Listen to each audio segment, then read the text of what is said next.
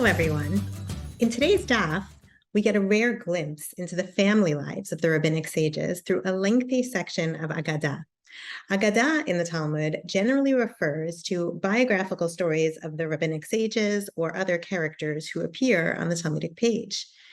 This short series is a good opportunity to learn a little bit more deeply this particular section of Aggadah and to think about the role of Aggadah in the Talmud in general. Ketubot 62b contains not one story, but a series of 7 stories grouped together. This collections of stories is referred to by Talmudic scholars as a kovetz, or a story cycle. It's a collection of stories which are generally grouped together based on common language and themes.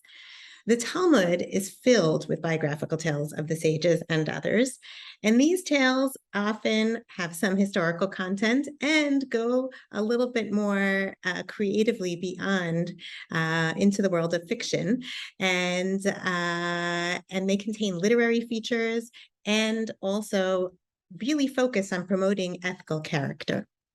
In today's daf, the Talmud brings this collection as a cautionary tale against the rabbinic sages leaving home to go study Torah for too long.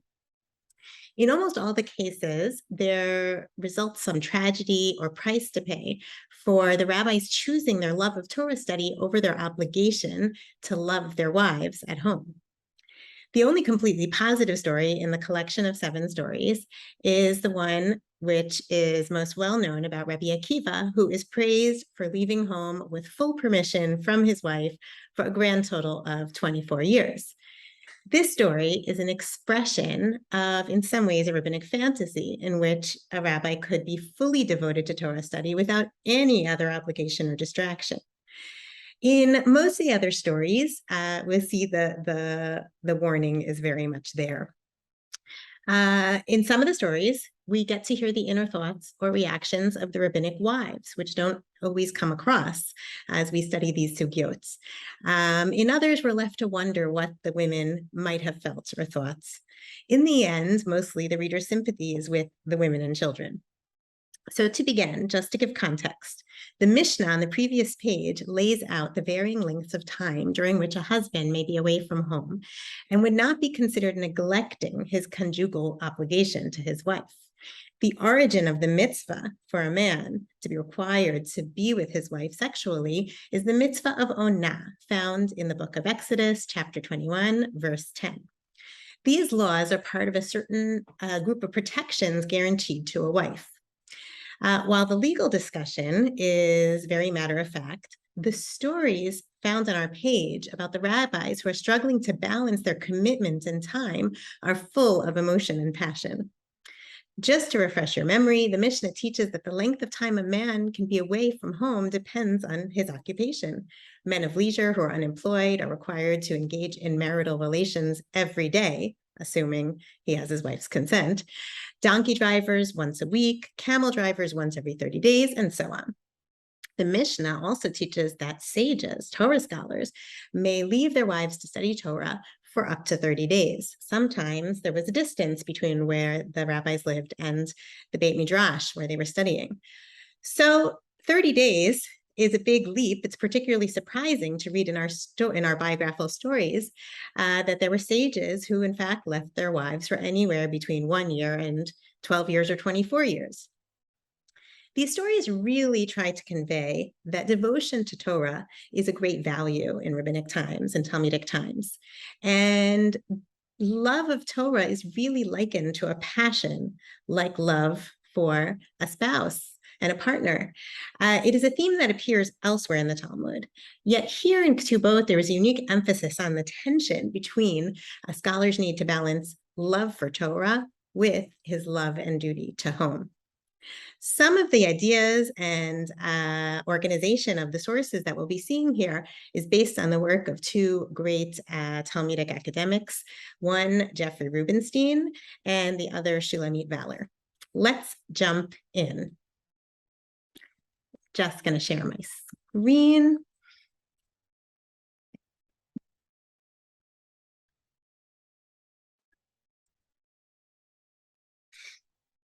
Okay.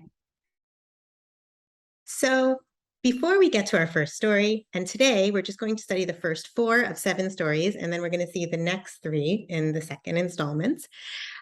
We hear something surprising. If the Mishnah on the previous page said that Talmud scholars could go away for up to 30 days, we hear that this is one opinion. And in fact, there's another opinion.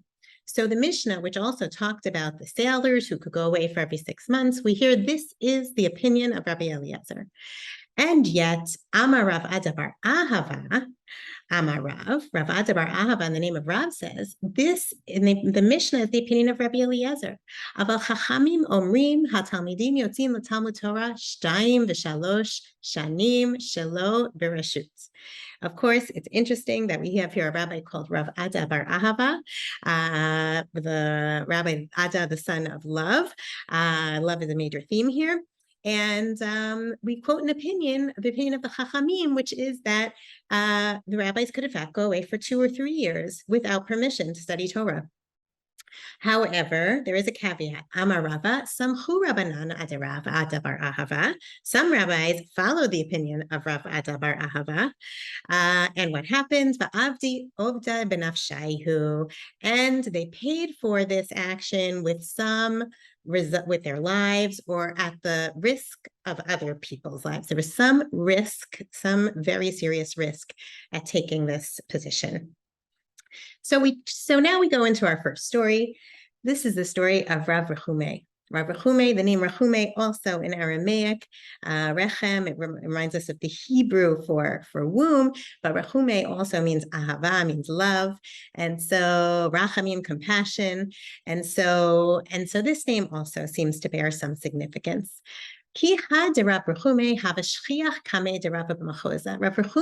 we hear, even though he is supposed to be filled with compassion, actually really focused all his time on Torah learning. He would study before Rava, he was a great Talmud scholar, and he would only come home once a year. Okay, interesting that the one day of the year that he came home on is the eve of Yom Kippur.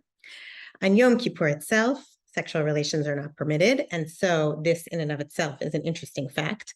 We're going to see that certain elements repeat throughout the story cycle, and this idea of Erev Yom Kippur or Erev Shabbat is one of them. Yom Echad, Mashachte Shamate, one day he was pulled, he was particularly engrossed in his learning. He was, it's almost like he was pulled into his learning rather than being where he was supposed to be. And so what happens, we hear the voice of Rav Rechumei's wife, Hava Misakya de Betaihu. Okay, his wife was expecting him, and we hear what she says. She says to herself, Hashta ate, he's coming now, he must be coming now. She was waiting to see him once a year, and he didn't come.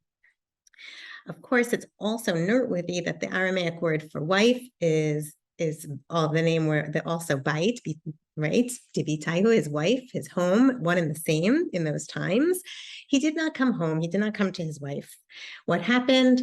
Chalash data. She got so upset and distressed by this that a tear fell from her eye. And at that exact moment, Rav Rechumei, just as the tear was falling from her eye, this very visual imagery, he who was sitting on a roof the roof collapses under him and he falls. And so we see that even though they're not connected physically, unfortunately, he's not doing his responsibility of being connected physically. Emotionally, there is this strong connection which she is able to convey, where he is really misplacing his passion and his compassion and neglecting his duty at home. And so Rav Rechumei is our first warning to the rabbis that this idea that you can leave for up to 2 to 3 years is very mistaken and not worthwhile and will result in great suffering. And now we have something unusual in an aggadic story. We have a little sort of narrative parenthetical statement where we are reminded that really it's the duty of Torah scholars to perform the mitzvah of Ona, to be involved with their wives, to be close with their wives every week if they are home. So says the Gemara that once a week, and in fact on Friday night, this is the night that Torah scholars should be with their wives. And in fact, Rashi explains to us why Erev Shabbat, because it is a leil ta'anug. It's an evening of enjoyment and rest and hana'at haguf. It's when we're meant to be connecting and enjoying things, oneg Shabbat. And so that is just a little bit also of a addendum to the story to show how important it is to not neglect this mitzvah and to not follow the very risky advice of going away for too long. In our next story, we're going to see there are some similarities to Rav Rechumei, but also, unfortunately, some differences because he actually comes out a little bit more sympathetic. Yehuda brei de Rabbi Hiya, chatnei de Rabbi Hananya. So Rabbi Yehuda is the son of Rabbi Hiya and the son-in-law of Rabbi Hananya, comes from a very well-learned family. And he was going, the language in our stories certain words repeat itself a lot, which shows that it's the story cycle. He was going and he was sitting. He was going and he was sitting. Was he ever returning? That's the question. And so here he was sitting in the study hall. And in fact, Kol Beishimshe, every Erev Shabbat, he would come home. Okay, he would go home. And not only that, when he would go home, when he would come home, there would be a pillar of fire preceding him. So we see that Yehuda bar Rabbi Hiya was very different from our first story. He took this mitzvah seriously, and just as he had great passion for Torah during the week, he was able to then put that passion aside and channel his next passion into coming home and being with his wife and his family. And this pillar of fire certainly conveys that passion and the passion throughout the story. And in the next section, Yom Echad, same language as Rav Rechumei, Meshachte Shamate. One day he got too engrossed in his study and he lost track of time and he didn't make it home Erev Shabbat. And such a terrible thing happened. The family, the father-in-law saw that he wasn't walking home. He didn't see him walking home and he didn't see the pillar of fire. And so he did something very sad. He turned his bed over because he thought he must be dead if he has not come home. And so he showed a sign of mourning. And unfortunately, this sign became a reality. And because of that, Rav Yehuda bar Rabbi Hiya died because of his neglecting. So we see here two stories of rabbis neglecting their duties at great risk.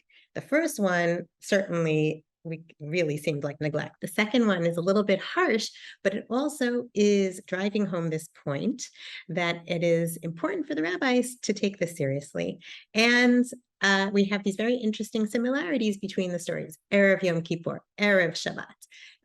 One day being engrossed and being pulled away, right? Where is their passion, with their Torah or with their home? We don't hear the voice of his wife here, but we'll see we get to hear the voices of several other wives soon. In story 3, we hear about Rabbi Yehuda's son, Rabbi Yehuda HaNasi, the compiler of the Mishnah's son. There's a very unusual introduction to the story, very sad, which almost seems slightly unnecessary for the story. It's an interesting question why it's here. So I'll just go over it quickly. Rabbi was arranging a marriage for his son, and he was going to marry from the household of Rabbi Hiya. And when they came to write the Ketubah, the girl suddenly died. And Rabbi Yehuda HaNasi said, could it be that there's some reason that they shouldn't have been married, that her life was taken to prevent this marriage? And when they looked into it, they saw that there was actually a family connection going back to David HaMelech. And so that was why the marriage was prevented. Hashem made sure the marriage was prevented. This is a very harsh story, very much hard to understand. And we're going to leave aside the philosophical questions for now. But what it does is it opens up the next section, which is Rebbe's son needed to find another wife. And so now we get into back to this question of leaving home. So he goes and arranges another marriage for his wife from the house of Rabbi Yossi ben Zimra. And then we hear, what happens? They made an agreement in the marriage contract that the son of Rabbi Yehuda HaNasi has to go learn Torah. So they say he's going to go for 12 years. Oh my goodness, how did we get to 12 years? We were talking about 30 days. We were talking about 1 year. We were talking about 2 to 3 years. And now we're at 12 years. So we see that there's an element here. The numbers are somewhat exaggerated. And we can only imagine in the short lifespan in Talmudic times, this is likely exaggerated. And yet there's some sort of point being made here. And so he was going to have to go for 12. However, they brought the young woman before him, before Rebbe's son. And when he saw her, suddenly his passion was evoked for her. And he said, no, let's make it 6 years. And then they passed her along again. And he said, no, let's get married now. This story also brings home this point that there was this tremendous tension. And in fact, the Talmud elsewhere records a debate about whether a rabbi should get married first or should go learn Torah first. In which scenario will he be less distracted and more focused? A question which I think is still relevant today in terms of young students and studying, and at what point in life to make the commitment. And so now we go on. So in fact, Rebbe says, okay, they'll get married, but the son is embarrassed. He's ashamed that he couldn't wait. And so we hear Hava kamichsif mavua. He was shamed in front of his father that he wanted to marry so quickly. But Rebbe reassures him and says, Bni, dat koncha yesh bacha. You actually have the perception, the knowledge of your maker. You're like your maker. You're like God. Because originally, God was going to arrange for the Beit HaMikdash to be built only after the people entered Eretz Yisrael. However, because God wanted to express love for the people of Israel, this is Rebbe's drasha, Rebbe's interpretation, he allowed them to make the Mishkan earlier in the desert. Va'asuli mikdash v'shachanti b'tocham. Here we see that within the aggadic biographical description, there is a midrash, there is a interpretation which fits nicely into this idea, which likens the relationship between man and woman to between Israel and God. And we see that there is, just as we should be enthusiastic and passionate in our relationship with God, we should be enthusiastic and passionate to marry. This is a value in Judaism, which is a very valid and important value, which not everyone in Talmudic times necessarily, and in the surrounding cultures necessarily agreed with. So the story goes on. So he got married, and after his wedding, Rebbe's son, he went and sat for 12 years in the Beit Midrash. Oh no, what happens after 12 years? His wife, he comes back and his wife has become infertile. So we see, thank goodness, no one in the story has died yet.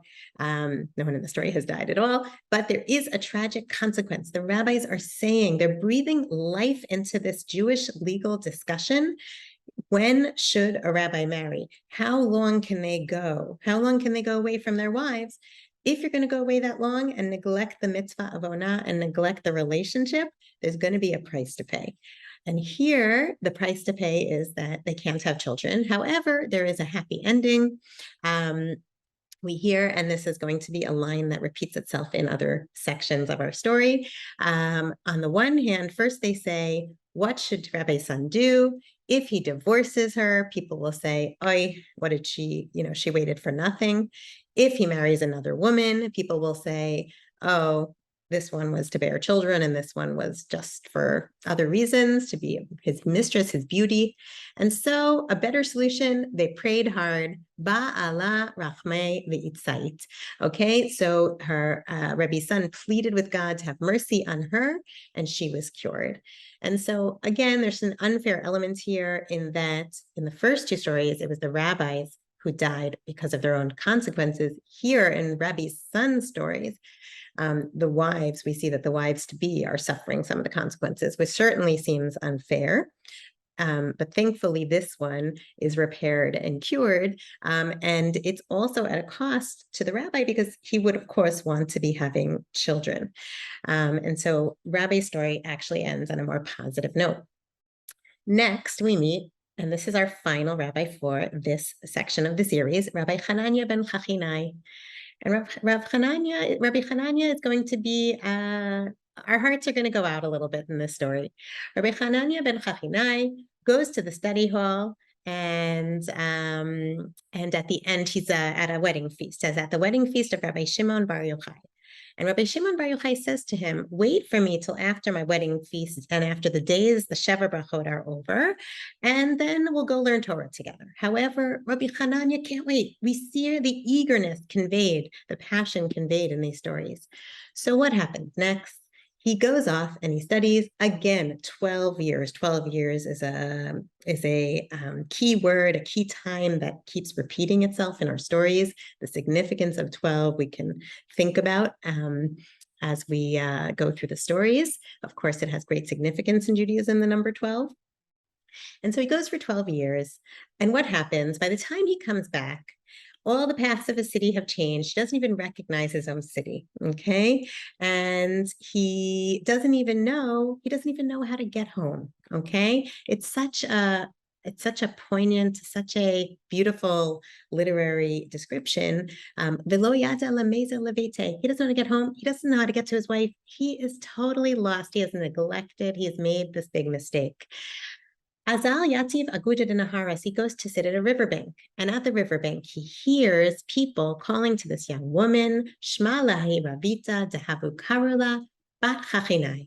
Okay, so he hears people calling out, daughter of Hakhinai, daughter of Hakhinai. Come fill your pitcher and come up. Okay, so the girls were all at the river filling water. And he hears his name and he says, oh my goodness, this must be my daughter. Your heart just breaks at the tragedy of the situation where he could have been around, but he missed the birth of his daughter, and he doesn't even know where his house is or how to recognize his own daughter. So he follows her home, and here he is met with more tragedy. Azal Batra Havayativa Devitaihu Kanahala Kimcha. His wife is in the kitchen sitting and sifting flour. He is sitting in the baby drash, and she is sitting and sifting flour. And she lifts up her eyes, Dal Eina Chazite. She sees him. And now finally, does he see her is an interesting question. Does he truly see her? Does he understand what's going through? Do we know what's going through her mind? And Savi Liba, her heart flutters. She's so shocked to see him. Prachrucha, she dies. And so the tragedy, the death here, is his wife, not him. And he says, Amar lefanav, Ribono shel olam, aniya zo, zes chara. This is her reward, which recalls other aggadic stories in the Talmud about, can this be the reward of such a righteous woman who has put up with me being away all these years? And so we see again the same language as in the previous story. He prays for her and she comes back to life. Certainly fanciful, but we see that each of these stories so far are driving home how important it is not to neglect your home life, that the rabbis, we want you to have passion for Torah, but not too much passion. I want to close with just reinforcing that these first four stories really have a lot of common elements. We have Rav Rechumei and Yehuda bar Hiya, who the first two stories are sort of come as a package. They both are engrossed in their learning, which leads them to miss their time to go home, be it Erev Yom Kippur or Erev Shabbat. Both of them die as a consequence of their neglect. We have Rebbe's son, who is too eager, and so he gets married. He's too eager to get married, but then he still goes away 12 years at the consequence of infertility. And thankfully, Rebbe prays and she is healed. And then we have Rabbi Hananya ben Hakhinai, who is too eager for Torah that he doesn't even remember where he lives, who is his wife, who he doesn't know he has a daughter. And so he's sort of his whole life, he's missed this major part of his life. But thankfully he prays, and after his wife has died, upon seeing him, she comes back to life. It's a shame to end here, but remember, we're going to pick up with stories 5 through 7 and get the full picture. And I hope to see you back in the second part of this series. And thanks so much for learning with me.